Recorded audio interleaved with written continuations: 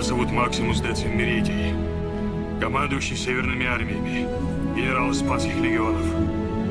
Верный слуга истинного императора Марка Аврелия.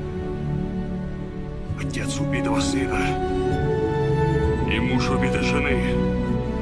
В этой или следующей жизни я отомщу за них.